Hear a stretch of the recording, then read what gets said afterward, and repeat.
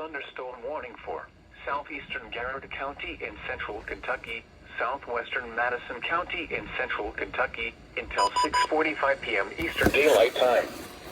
At 6:05 p.m. Eastern Daylight Time, a severe thunderstorm was located near Richmond, moving south at 15 miles per hour. Expected hazards include 60 miles per hour wind gusts and quarter-size hail. This is a radar-indicated threat.